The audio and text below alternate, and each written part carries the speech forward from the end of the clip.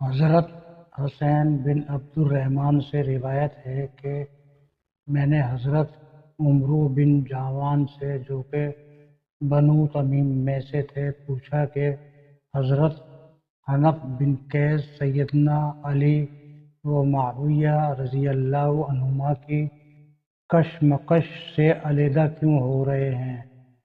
وہ کہنے لگے، میں نے حضرت احنف کو فرماتے سنا کہ میں ایک دفعہ حج کو جاتے ہوئے مدینہ منورہ گیا۔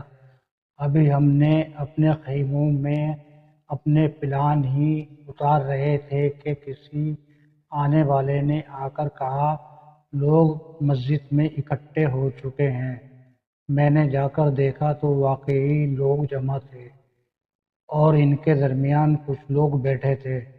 دیکھا تو وہ علی بن ابی طالب، زبیر، طلحہ اور سعید بن ابی وقاص رضی اللہ عنہم تھے۔ جب میں ان کے پاس کھڑا تھا تو آواز آئی، یہ حضرت عثمان بن عفان رضی اللہ عنہ آ گئے۔ وہ تشریف لائے تو ان پر ایک بڑی سی چادر تھی۔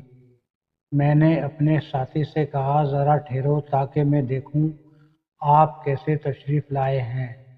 حضرت عثمان فرمانے لگے، کیا یہاں علی ہیں، زبیر ہیں، طلحہ ہیں، سعد ہیں؟ انہوں نے کہا، ہاں۔ آپ نے فرمایا، میں تمہیں اس اللہ کی قسم دے کر پوچھتا ہوں جس کے سوا کوئی معبود نہیں، کیا تم جانتے ہو کہ رسول اللہ صلی اللہ علیہ وسلم نے فرمایا تھا، جو شخص فلاں خاندان کا کھجوروں کا باڑہ خرید کر مسجد میں شامل کر دے گا، اللہ تعالیٰ اس کی مغفرت فرما دے گا۔ میں نے وہ باڑہ خرید، پھر میں رسول اللہ صلی اللہ علیہ وسلم کی خدمت میں حاضر ہوا اور عرض کیا کہ میں فلاں خاندان کا باڑہ خرید لیا ہے۔ آپ نے فرمایا، اسے ہماری مسجد میں شامل کر دو، اس کا ثواب تجھے ملے گا۔ سب نے کہا، بالکل درست ہے۔ آپ نے فرمایا، میں تمہیں اس کی قسم دے کر پوچھتا ہوں جس کے سوا کوئی معبود نہیں، کیا تم جانتے ہو کہ رسول اللہ صلی اللہ علیہ وسلم نے فرمایا، جو شخص روما کنواں خریدے گا، اللہ تعالیٰ اس کی مغفرت فرمائے گا۔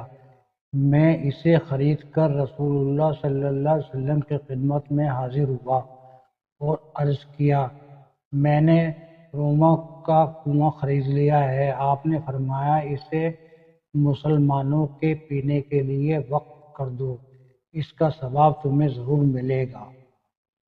سب نے کہا، بالکل ٹھیک ہے۔ آپ نے فرمایا، میں تمہیں اس اللہ کی قسم دے کر پوچھتا ہوں جس کے سوا کوئی معبود نہیں، کیا تم جانتے ہو کہ رسول اللہ صلی اللہ علیہ وسلم نے فرمایا تھا، جو شخص تنگی والے لشکر کو تیار کرے گا، اللہ تعالیٰ اس کی مغفرت فرمائے گا۔ میں نے انہیں سارا سامان دیا، حتیٰ کہ وہ کوئی رسی یا مہار تک کی کمی محسوس نہ کرتے تھے۔